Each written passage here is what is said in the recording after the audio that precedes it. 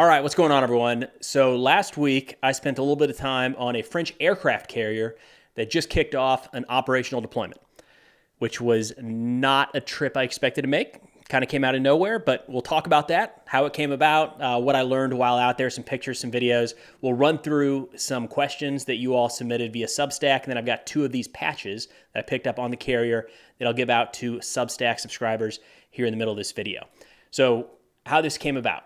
I was fortunate enough a couple months ago, I'd say at this point, to be invited by NATO to participate in this content creator type program where historically they've just been working with mainstream news outlets, right? CNN, NBC, Fox, Wall Street Journal, and they're trying to reach a younger audience, a different audience, an audience that consumes most of their information online on YouTube, TikTok, Facebook, Instagram, things like that. So they hired an agency, traditional social media agency, to find a bunch of creators that would be interested in coming out and doing some of these trips to things like NATO headquarters a couple weeks ago. Next week, I'll be down in Miami speaking at the NATO Youth Summit. And then in July, going to the NATO Summit in Washington, D.C., and they're reaching out to people who might be interested in documenting that and bringing their subscriber questions out there and then sharing that experience and kind of providing a behind the scenes of certain aspects from NATO that you wouldn't get in traditional media. Look, personally, and I know this is coming from a biased perspective because I'm in the program now, I think it's really smart. It's unpaid, so they provide travel and lodging and access, but then there's no money that changes hands. Like these, I bought. They weren't provided by NATO, even to that degree. But they don't tell you what you have to talk about or not talk about, and there's no approval process, which I think is great. When you see ads or sponsored posts on most platforms, there's generally some sort of like brand guidelines even. Make sure you say it this way, or we have to approve it before it goes out. And NATO's not doing any of that, which I think is a really smart move. And from my perspective, makes it seem very much like, hey, we got nothing to hide. Why don't you come out here, talk about whatever you want? It's all positive. Like more information is better, and that tends to be the camp I fall in. So anyways, the carrier trip wasn't really planned, but it popped up and the invite went out. I jumped on it, of course, right? It's an aircraft carrier. Who's not going to take that invite? So the reason that this was important and that NATO was involved at all here is because in France, they say Charles de Gaulle. In English, I'm just going to keep saying the Charles de Gaulle. Minor difference, but I guess it made it very clear that if that wasn't the only thing, made it clear I'm not French.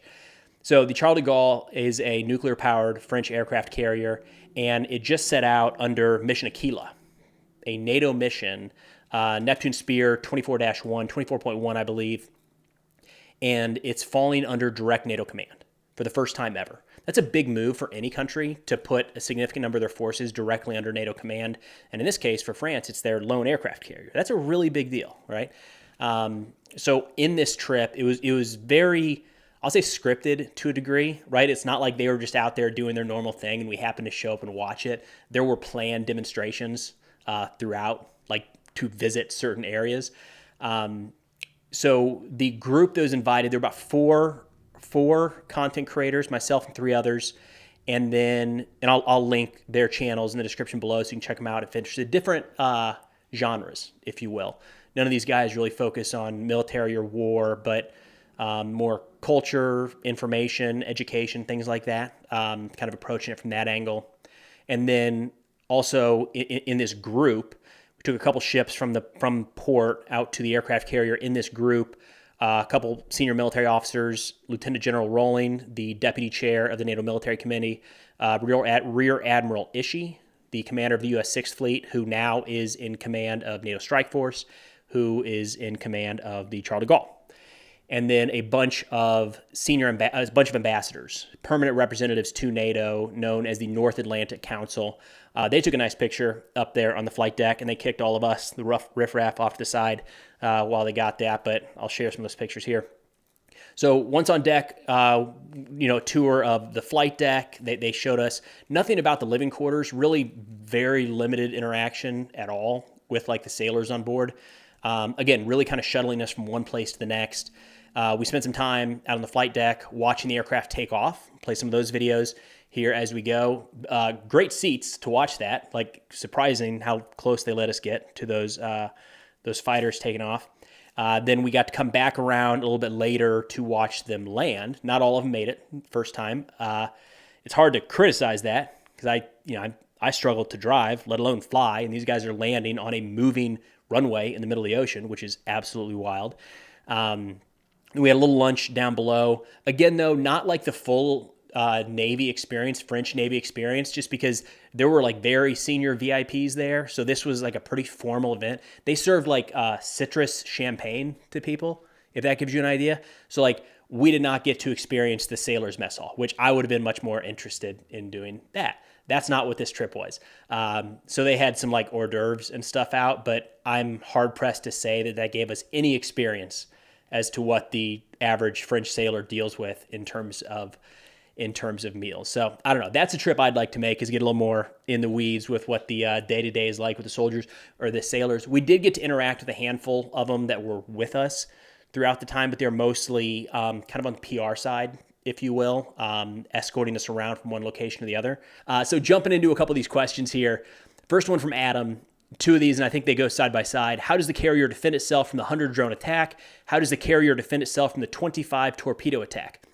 So I'm going to pull up an image here from navalanalysis.com that I think helps lay this out well. We have to remember that an aircraft carrier is not going out on their own. So it's not just a lone carrier out there in the middle of the ocean slinging aircraft in every direction. They're a part of a carrier strike group that comes with a myriad of capabilities.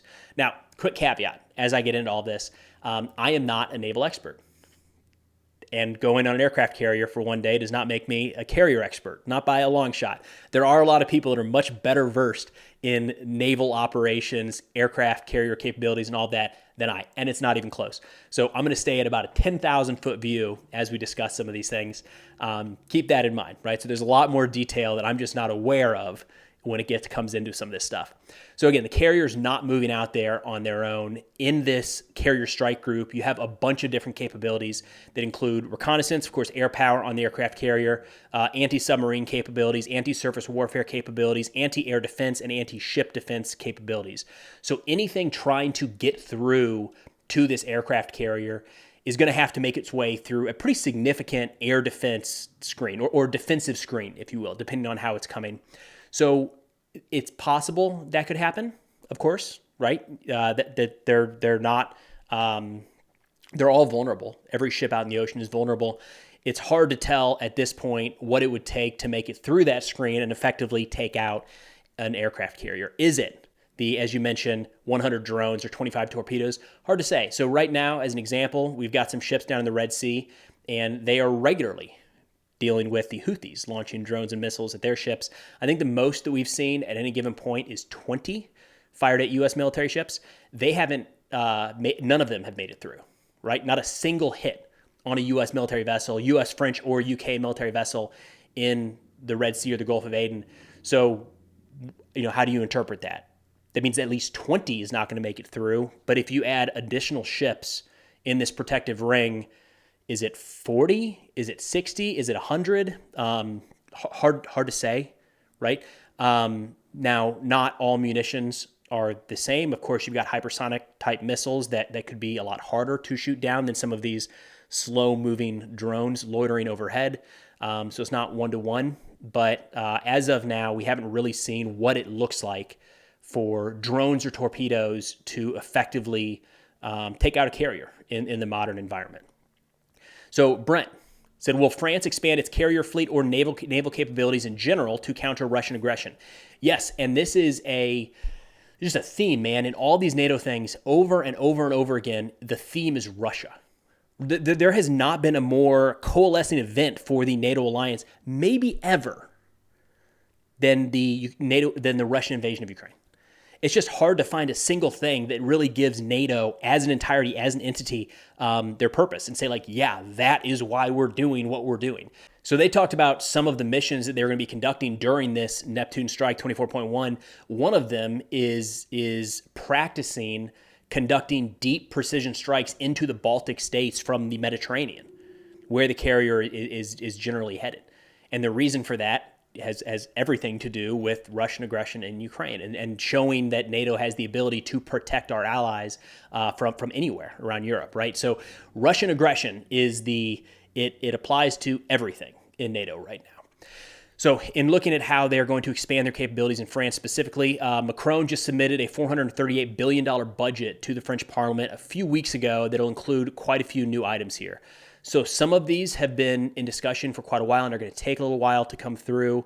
But just about everything here, again, you have to view all of this with the undercurrent of the war in Ukraine. Right? You're not going to find any of these things where it's because Russia's invasion of Ukraine, we're going to do X, but it's just a part of all of these decisions at this point.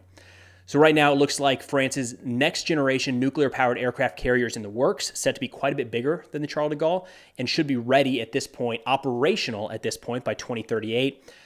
France is set to receive 15 new frigates by 2030. They're renovating their medium-range surface-to-air missiles, as well as beginning the development of its expected successor, which is a fourth-generation nuclear air-to-ground hypersonic cruise missile. They said Paris is continuing on its timeline to achieve an all-Rafale air fleet by 2035 and expects to produce 32 new fighter jets from contractor Dassault Aviation. And then the French military will also continue to modernize its land forces via the Scorpion overhaul program and part of its ground forces and associated equipment. So yes, in general, France is, for the most part across NATO, most countries have increased their military spending since the Russian invasion. It's not all by significant magnitudes, but I'd have to double check this, but I don't think anybody's military spending has gone down in NATO since Russia kicked off their invasion of Ukraine. All right, quick into the giveaway here. I'm always hesitant to do this because there's so many scammers in the comment section at all times. But if you ever think that it's real or it's not real, shoot me an email. 99.999% of the time it's not real and it's just scam. But I go on these trips and I want to get stuff to give you guys, say thank you for your support. It's because of you I'm able to do this. So I know that I'm kind of muddying the waters with that giveaway stuff, but either way, if there's ever a question, shoot me a note. Those are messages I respond to as fast as possible. So these little patches that we got in Mission Akila from the French Carrier Strike Group, I think they're pretty cool, kind of rubber patches. So I picked up 2 of them while we were there on the carrier. I'm going to send these out to Taylor Henry and Mike Ross from Substack. So Taylor and Mike, I'll shoot you guys a DM on Substack, so you'll know that it's coming from me and from our page about the best way to get these to you. I picked Taylor and Mike because they shared articles from our Substack recently. We're trying to grow that platform, trying to get in front of as many people as possible, and all the articles are free. So Taylor and Mike sharing those free articles to other people means a lot, helps us out, helps out the team. I'd like to get you guys some patches as a thank you. Again, we've got a couple more events coming up here in the next couple weeks, the NATO Youth Summit in Miami, and then the NATO Annual Summit in DC. I'm going to try to grab some more swag while I'm out there to send out to you guys as well. All right, next question. Tyler, if they have any spare FAMAS G2 aboard, can I have one? They didn't. I didn't see any laying around. Thought about asking Jerome, the guy, the Marine that kind of escorted us around everywhere needed to go. Super nice guy. Really glad we had Jerome with us. Didn't seem like that was the right question to ask him. Just had a lot on his mind. Maybe next time. So sorry, no rifles coming back through customs on this trip. And then the last question here. Charles, can the de Gaulle land and launch non-French aircraft, especially U.S. F-18, F-35, or both? So yes, and that question, I got to ask that specific question of some of the operators there. As long as the aircraft is carrier capable and the pilot is trained to conduct those landings. So the landing equipment they said on the Charles de Gaulle is actually purchased. It's U.S. products. So it works with U.S. aircraft. In fact, they mentioned that because France only has this one carrier and it's very hard to practice carrier landings on land. So when it was dry dock for a while, going under repairs the last couple of years, all of these carrier pilots still needed to get their practice runs in. And the way they do that is just they go off to U.S. aircraft carriers because there's so many things that are the same when it comes to the landing and the equipment. So yes, if needed, just about any be very broad here, but any NATO aircraft that is carrier capable can land on the Charles de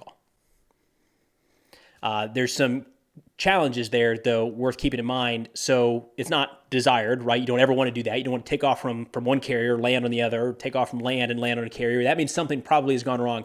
And something they mentioned is that this has happened during training and such. And when it does, one of the challenges is, say they have an F-18 that comes and lands on the Charles de Gaulle, That's great. And they got to a safe spot, but there's nobody on the Charles de Gaulle that knows how to work an F-18. No maintenance crews there that can handle that. And there's no spare parts for anything that might need to be repaired. So they're kind of in a tough spot. So when that happens, a lot of times what will happen is an additional crew will then fly out with spare parts, and a maintenance crew be dropped off on the aircraft carrier to conduct whatever maintenance is needed to get that aircraft back airborne, and they can take back off and head to wherever they came from. So yes, possible. I would say the various non-French aircraft landing on a French aircraft carrier would be much more of a contingency than a plan. It just makes things overly messy, but I think it's pretty cool. Another little aspect of NATO, how all those different countries are working together. All right, that's all I got for now. Interesting trip. Thank you all so much for your support. It allows me to go on things like this and document this stuff, and hopefully you're all able to learn something through that and get a little look kind of behind the scenes at some of these things that maybe wouldn't have been public otherwise. So anyways, thanks for watching. That's all I got for now, and I'll see y'all next time.